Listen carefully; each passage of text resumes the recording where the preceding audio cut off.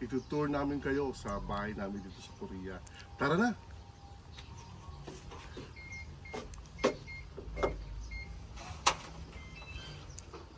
Welcome, pasok tayo.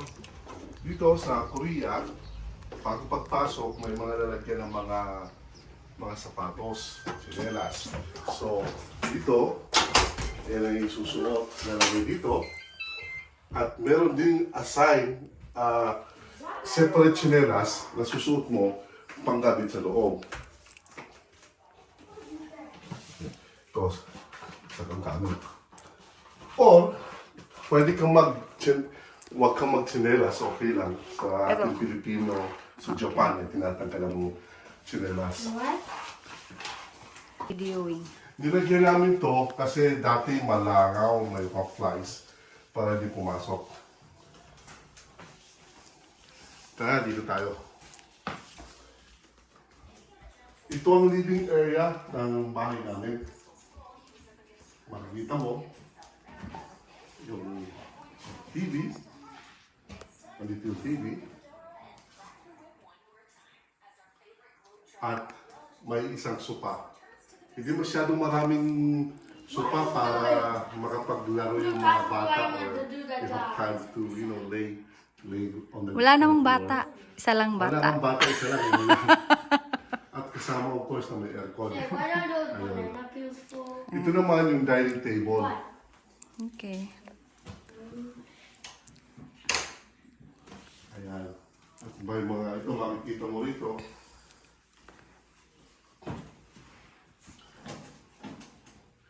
Mostly karamihan dito gas ang gamit, hindi electric. Dito kami nagluluto. At I didn't know. of course, hindi mawawala ng ang Pilipino, rice Rice. cooker, ng rice. Hindi nawawala ng rice. So, yan ang parati. Meron din kami ng dishwasher. Dito. At ito naman yung tawag dito, Laundry room. Makikita mo ang laundry room dito. Washer. Yung yung washer ng Americans na made dito, malaki. Pwede mong tignan kung gaano kalaki ang kadami pwede mong may lalagay. Ayan. And of course, gawa ito ng Korean. At ito naman yung dryer namin. Malaki rin. Of course, gawa din ito ng Korean, LG. Yeah. Ayun. At dito naman namin nilalagay ang aming bigas. Old style naman kami. Ito, nilalagyan nila ito ng kimchi. At nilalagay sa labas. Kami naman, ginawa namin, nilalagyan namin ng rice. Bigas. Ayan. Ayun, kaunti na lang ang bigas namin. Meanwhile, Dito sa sala, merong kubeta rin dito. Ayan. Kita mo rito. Yung lahat, walang bidet. May shower room din. May shower din siya. Ayan.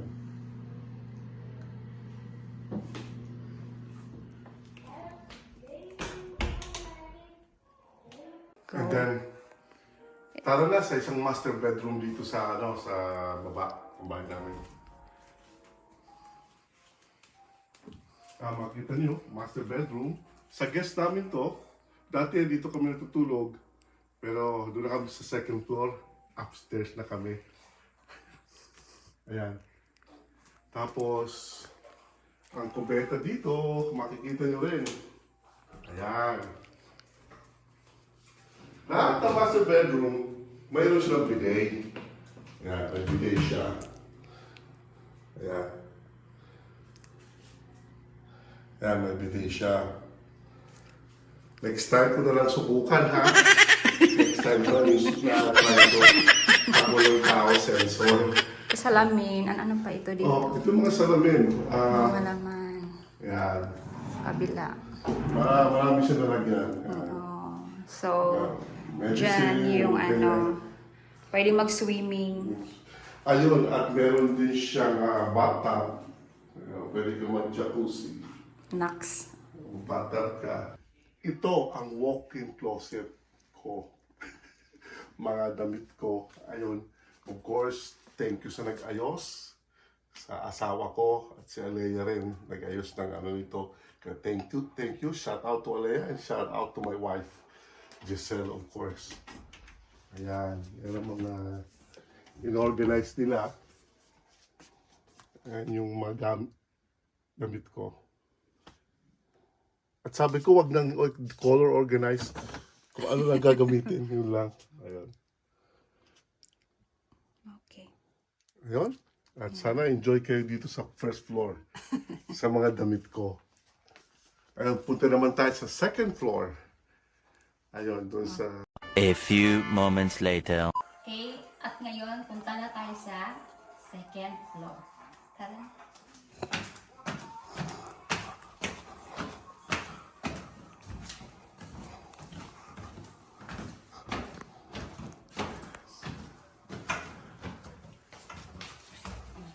So, ito yung parang mini sala.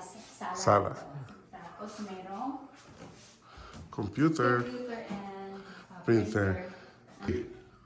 So, dito sa taas may 3 rooms. Dati, ito na yung master bedroom namin ngayon. Dati, ito yung room ni Alea. Ngayon, dito na kami para mas malapit kami kay Felix. Mamomonitor namin kung anong ginagawa niya. Tulog na ba siya or ano. So, samahan niyo kami. Ito yung aming master bedroom. So, may TV, ganon, bed, tsaka aircon, ceiling fan. And then, dito naman tayo sa restroom. Meron din siyang bidet. So, pwede ka nang hindi gumamit ng tissue pero nasa sayo kasi meron naman siyang bidet. And then, meron din siyang bathtub. Kung gusto mo ano yun lang, jacuzzi. Pwede. Tapos, meron din mga lagayan dito ng mga kung ano-anong mga anik-anik. Yan. And then, dito. Okay, and then dito kung natin magsasalamin ka, kung magme-makeup or mag-aayos ka ng hair mo, ganyan. Dito siya. Tapos ito din yung mga skincare namin dito sa loob. Tsaka kasama na din yung mga medical kit, mga gamot, gano'n. Ito naman ang aming closet. So, mostly dito, mga damit ko naman kasi dun sa baba ang mga damit ng ka-Alfred. Pero may ilan pa rin siyang mga damit na andito. Pero mostly naman mga damit ko, tapos mga bags. Yun. Ganun lang. And then, punta na tayo sa room ni Felix. Ano naman yung kwarto ni Felix? Yan. Siya. Makikita nyo yung favorite niyang Sonic blanket na bigay ng kanyang Ate Almi. Shout out pala. Thank you for the Sonic blanket. Tsaka mahilig siya sa mga stuffed toys ng mga Sonic. Ganun. So, ito yung room niya. Mga bag, toys. May aircon. May sariling aircon din siya. Dito sa taas, aside din sa mayroon kaming sariling restroom sa master bedroom namin, meron din ditong kubeta. Ito lang naman. Wala din siyang bidet. Very simple lang din. Walang bidet. Meron din siya ditong mga gamit. Yan. May shower. Sleeping on the wall. Ito naman yung pang-apat na room na ito ay yung tinatawag na radio room. Dito nagtatambay ang asawa ko. Prohibited kami pumasok dito. Joke lang. So, sige, halina, samahan niyo kami.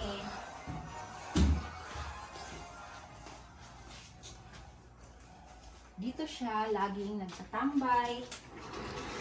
So, meron siyang mga radio. Yan.